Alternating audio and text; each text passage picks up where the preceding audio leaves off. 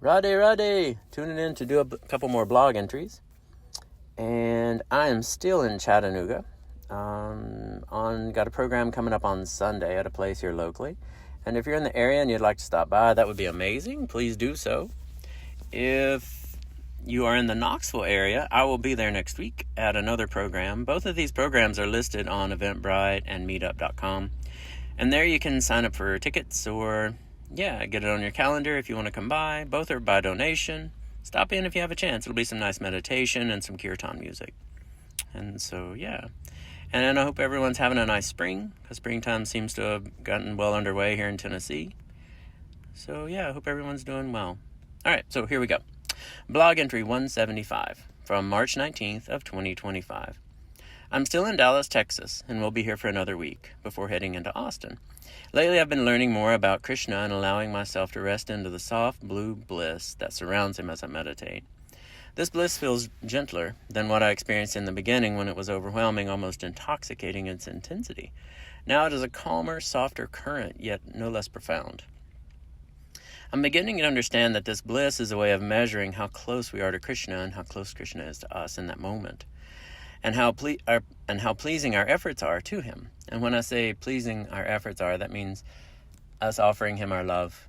And that can be in the devotion, that can be whatever style of devotion that you do. But when you feel the most bliss, that means Krishna is the closest in that moment. It's really lovely. When this bliss arises, Krishna draws near to the devotee, and the devotee becomes more conscious of his presence. In that state, it's as if God himself touches the hearts of the people around us. Their moods shift, they smile, and they respond in ways that reflect the joy of God flowing through. On the practical side, this was the first time that my finances started to get a bit low with travels, and donations were to come. So instead, Krishna made it clear that support is already in the works and donations will come to carry this journey further. In the meantime, I'm putting together a platform to help organize my teaching materials with the help of a dear friend here in Dallas, my first friend in Dallas, who has been encouraging me and helping me gather my thoughts. Together, we came up with the name Bhakti Yoga Monk, and I think he might have came up with it. I'm not quite sure.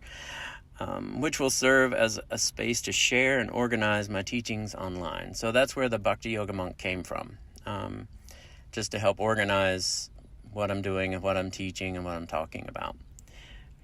So his help's just amazing. He's a great guy. Okay, so here we go. The next blog entry. Blog entry 176 from March 21st of 2025. And then again, both of these are from about a year ago. I'm not really sure if anyone reading this has gone through the kind of experiences I'm having, but I'm feeling it's important to document them anyway. Reading it, watching it, listening to it, whatever.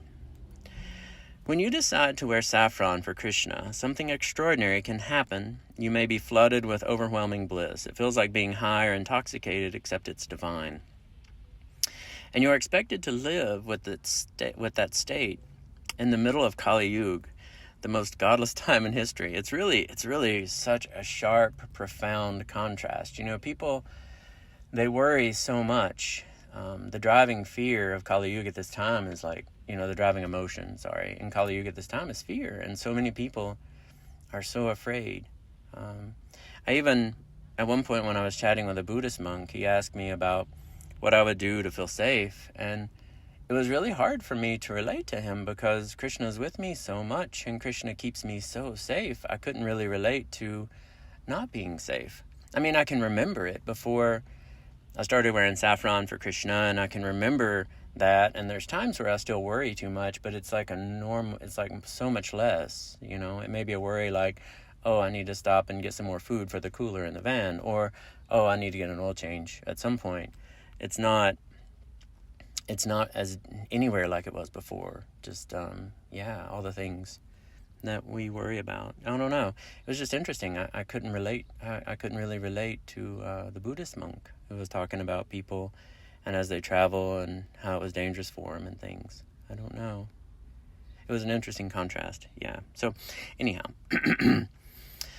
that was my experience for months. I was carried in this wave of bliss, yet for strange reasons, I had no one to talk to about it. My teacher at the time wasn't available to chat much, and fear and worry began to overtake me. Now, this is a year ago. when I was just coming off the giant ocean of bliss and just not sure what to do with myself or how to cope. Looking back, I think it had a lot to do with my many material births.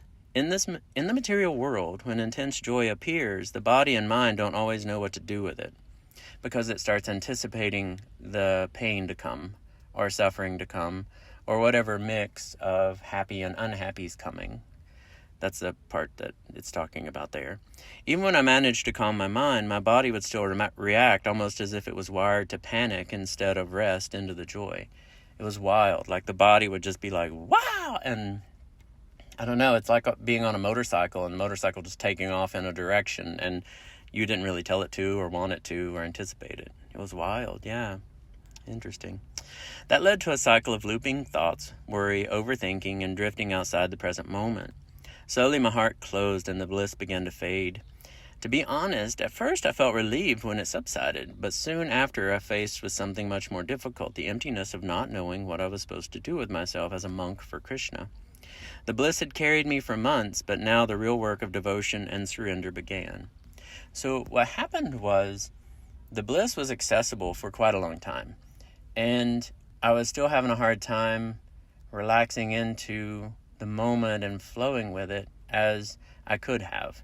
Now, I still had a lot of Krishna with me, and I still had some bliss, and I still didn't feel like the austerities of traveling on the road in the van and going door to door to talk to people about Krishna and things like that.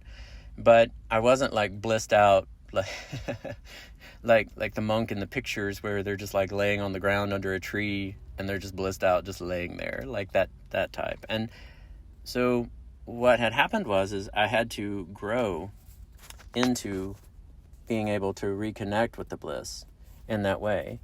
And what really is amazing is Krishna stepped it down to where I could handle it. And I could grow into it more.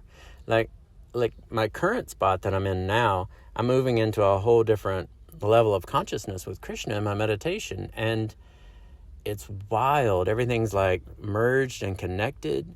And Krishna is present. And it's relational. And it's reprogramming how I function in my meditation and how I connect with Krishna in this way. And the bliss comes more and more. But I'm more integrated inside, and I'm more adjusted inside, and I've had a chance to get acclimated more so inside than I was when I did this blog entry. So the point of all this is, if you decide to take big spiritual leaps, and you take big spiritual growth, and that's where you go from, and if you get flooded with this bliss and it's overwhelming, it's okay. Rādhā and Krishna, the person Rādhā and the person Krishna, they're with you, and it's a relationship that you're building.